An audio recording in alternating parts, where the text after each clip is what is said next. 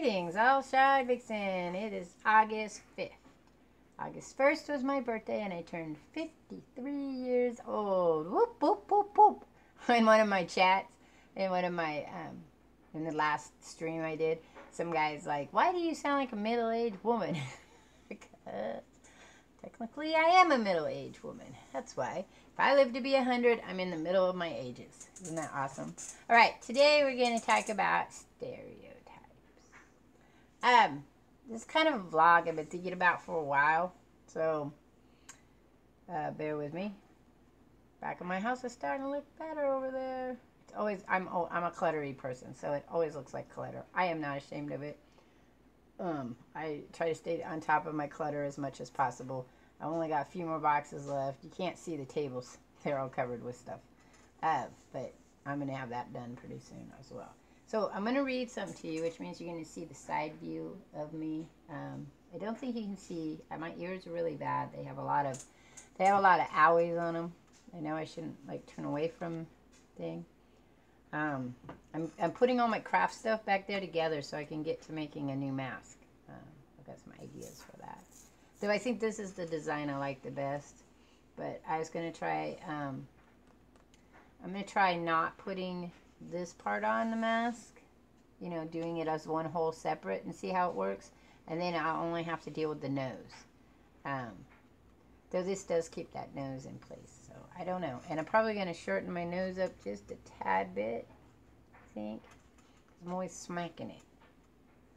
I'm feeling a little better today. Last 2 days I've been in a lot of pain, but I think because the weather is dropping, so it's getting cooler, I've got a chill going on. Yes, Grammy, you're wearing a tank top, but it's, you know, it's tank top weather. I have a chill going on, so I've been trying to warm up. My chin is so bad right now. Can't see that. All right, so stereotype.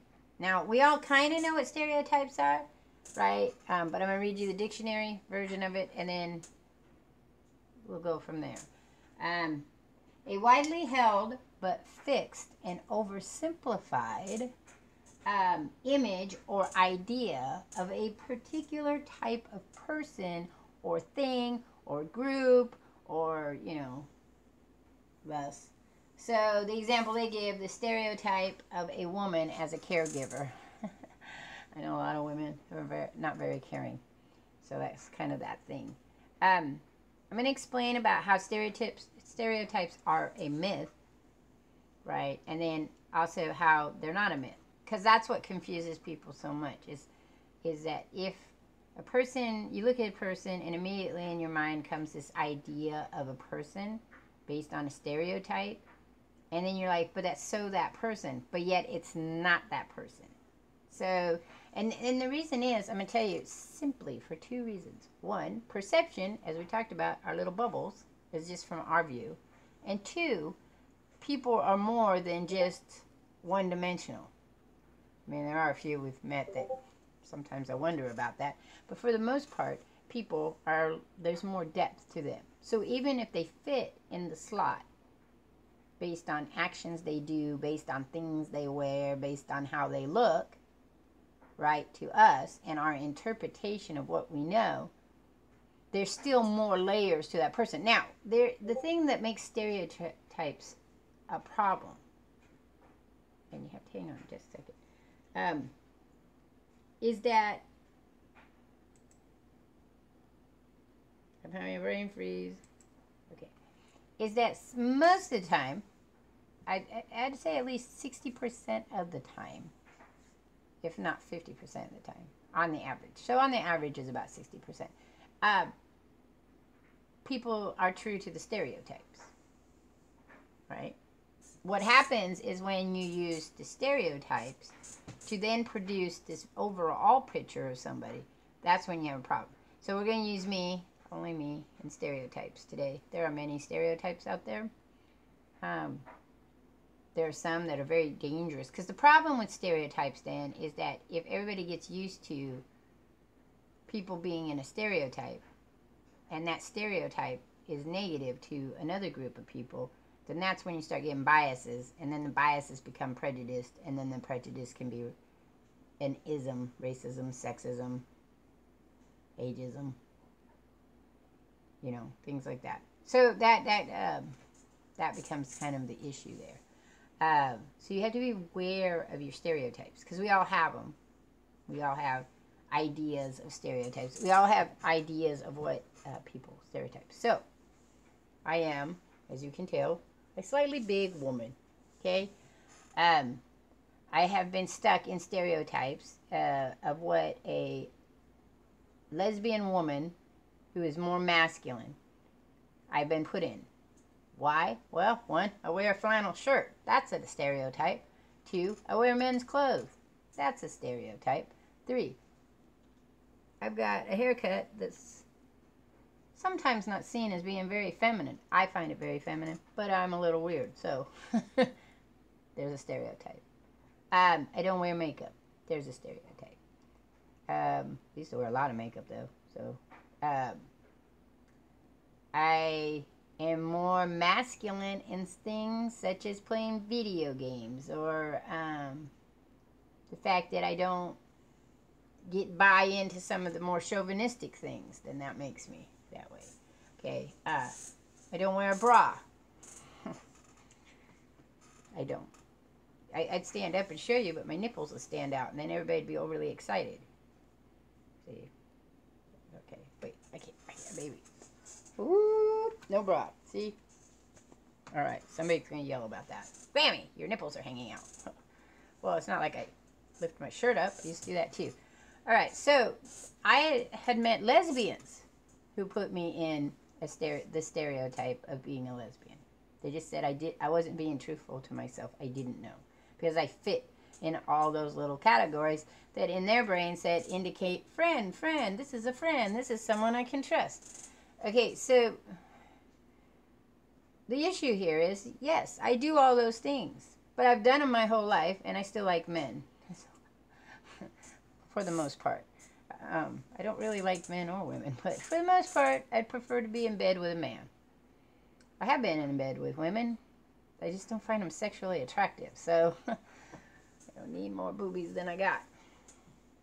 Though men boobs are kind of cool. All right, so let's hope that this stays more on a typical thing, because stereotypes take you down that road. So anyway, so the problem with stereotypes is that people would look at me and they'd place me in that stereotype, and then they treat me that way. So as you can imagine, most lesbians were asking me out. Not that I have a problem going out with lesbians. I have. But I'm not sexually attracted to them. I have had many friends who have stated that they are more interested in women sexually, and we stay great friends. And that's fine. And even they say, oh, you fit the stereotype, though. But if you look at stereotypes, the problem is there's a reason why people do the things they do that thus puts them into stereotypes. So for my example is, I don't wear a lot of makeup, but I can't wear a lot of makeup because if you can see that, I have face, I call them owies, but I have face problems. Let's see if we can show more of them without being too. See, I get big, all the way up, bright red, hurts like a huh. And when I put makeup on, the makeup sinks into my face, right? And then it just produces more pain, and like I can't get it out of my pores. It poisons my pores. So makeup for me is a health issue. Now, all my life this has been, since I've been 18 years old, I've had bouts with this. Some places worse, some places, sometimes just my whole face would be encrusted with pimples and all kinds of yucky little sores that pop up, because they're not just pimples. I get pimples, and then I get like infected portions of my skin that are huge, and then they itch, and then they dry out and flake off. So the makeup is hazardous to my health. Let's not say I haven't worn makeup. I love eye makeup. Used to wear it all the time. But the stereotype is that I hate makeup because I fit all the other parts of the stereotype. Okay, I wear men's clothing. I originally started wearing men's clothing in protest to there being men's and women's clothing. I couldn't understand why all the comic book t-shirts were always in the men's section. And then when they were in the women's sections, they're cut like this. Ooh, so you can that part of that curvature you have in your body, you know, that your body, when your hips kind of go outward, start to spread out for birthing purposes. So I like men's shorts because they have more room and they're not as binding. But that's not to say I won't wear a tight mini skirt, or I have worn very tight mini skirts.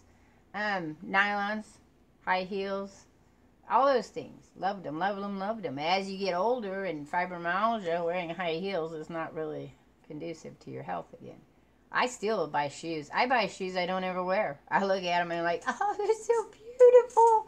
They're so beautiful. I want them. I want them. I'm the person that would have 150. I'd have a huge closet full of shoes I'd never wear. Nail polishes too. I collect nail polish. Like, I finally put a stop to it, but I had hundreds and hundreds of nail polish. Do we see nails on the polish on the nails? No. But I'd get in this mood and I'd do my nails and do my kids' nails. Do everybody's nails because I like pretty colors. I like pretty things. Haircut. Okay, so the story of my haircut is an interesting story in itself. I was pregnant with my son, and depression and anxiety has this part of it that makes you want to take risks. It makes you want to do risky things. Now, I've always been able to curb that to a degree. Usually it's in eating. I eat. As we can. I can't lift that one. Oh, I can't lift that one. As we can tell. Let's see. I got tummy on me, you know. No secrets here. Nipples again, sorry. I'm just feeling risky today. Anyway, so depression, when you get you start to hit that rolling ball of depression, you want, especially if you're borderline personality disorder, which I have, you really get this peak where you just want to take these risk-taking factors. And so I was reading this article about this person who shaved their head and how freeing it made them, because they were in a position where they had to have their hair very feminine-like, and they shaved their hair off, and all of a sudden the emphasis on them as a woman was different than the emphasis had been when they had the hair. So I thought, I'm going to shave my head. Now, I've had mohawks in the past, really long mohawks. I've had short mohawks. I've had short hair where I have a flat top. I had my hair cut once. They told me I had to get my hair, it was really, really long, and I had to get it cut more professional, and I cried the whole time they cut it. So, you know, different things happen to different people. So I shaved my head. Well, that changed the stereotype, of course. Now I was really more of a butch or dyke. I hate those words. I hate them. But I just use it so people, more masculine type woman. I was a more masculine woman all of a sudden because I shaved my head. Like, the hair had such an emphasis on who I was. And it does. Hair is a big portion of how we read other people. So, so I kept my hair pretty much just this kind of shave, you know, like the military buzz cut. I kept it like that for a year. And then I had a mohawk for a year. And then this part grew out. And I grew it out, and I grew it out. And I was like that. I had my hair like that for probably about 4 years. And then I decided I was going back to my master's degree program. And it was suggested that my hair might not be very appropriate. And again, this is a suggestion. They don't say we're not going to let you go to school if you don't have. But they want a more professional look. So I chopped it all off again, got really short. Was letting it grow out, and then I said, screw this. And went back to my haircut. After it got long enough, I shaved all the way around again. And it's been this way since then. Sometimes I cut the top off and start over again. When I moved here, I did the same thing because I was going to be looking for work. So I cut it really short and let the sides grow out, and I had kind of a shorty hair professional cut. And then I got tired of that. So that stuck me in that. That sticks me in that thing. But again, when people look at me, they just, and then I color my hair, so that makes me wildly radical, deviant kind of person from the norm. Remember, I talked about how that works. You have the standard deviation of all groups. And in a group, there are the percentage that everyone does the same. That's the stereotype. Okay, the stereotype of all A students look this way, or all students who flunk school look this way. All people who are going to be troublemakers are from single parents. So you have these stereotypes that are created from the standard deviation of a set group. Within any group that you have, so you got 100 people, 60 of them are all hanging out together, between 50 and 60, 75, which is the average, are all the same. They're the stereotype.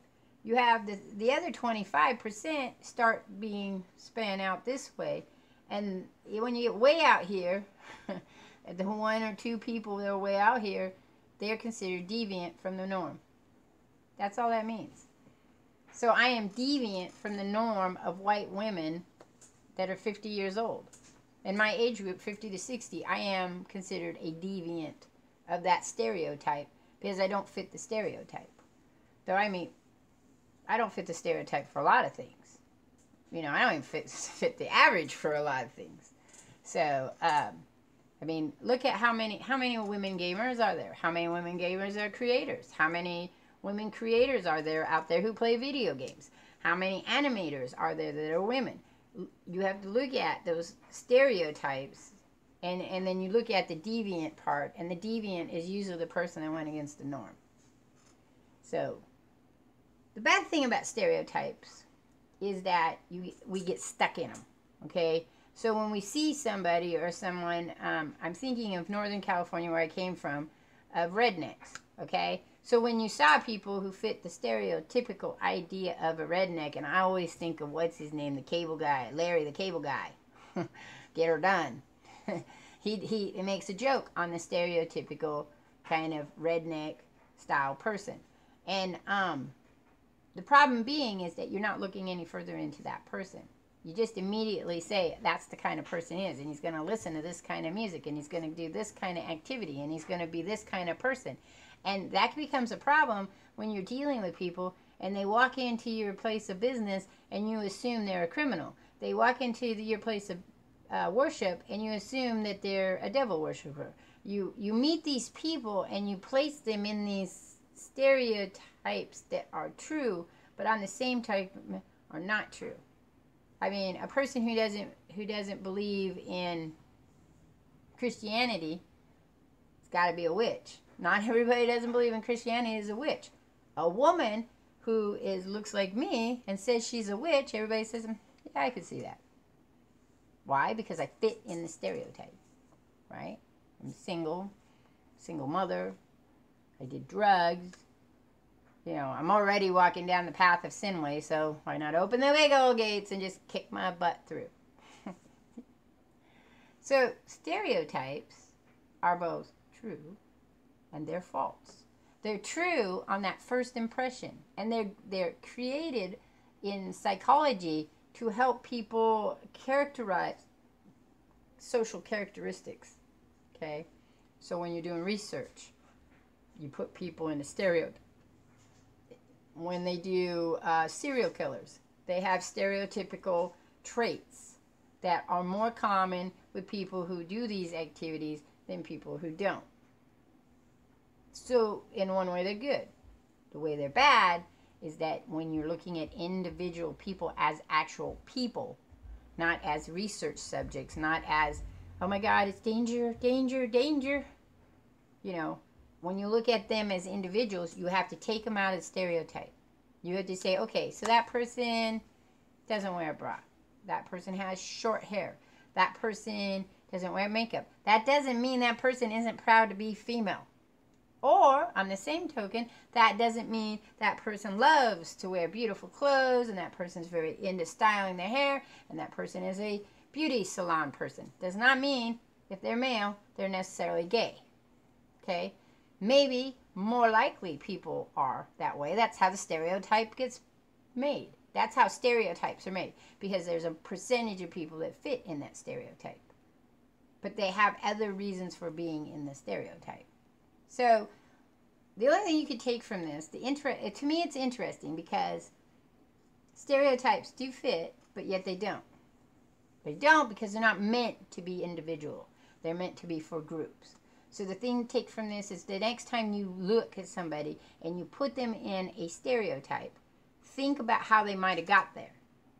Like maybe they were a young gay man who wanted to be a beautician his whole life before he even knew he was gay.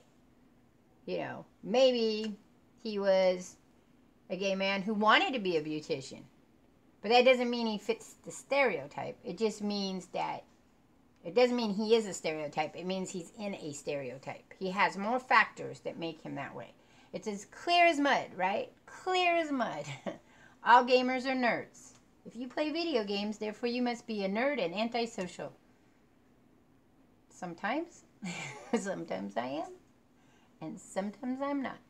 All right, this one went just a tad bit long, because I did a lot of rambling in it. But, so, we'll catch you all in flip side. Next one is a rambling video. I can never tell you what I'm going to talk about in that one. Next actual stream is Monday. It'll be No Man's Sky again. I'm doing a lot of No Man's Sky. It just came out with the update last 2 weeks. So everybody's playing it. We're trying to get to the end of story mode. I'm going to start pulling and taking be better more. What's it? Not more. Better more. Better more is such a good word. I'm going to be refining my streamings and my videos and my animation. I say that all the time, but it's better to say it all the time than never say it and never do it. If I say it all the time, I kind of have it. It's out there in the world, and I have to focus on it. All right, so catch y'all on flip side.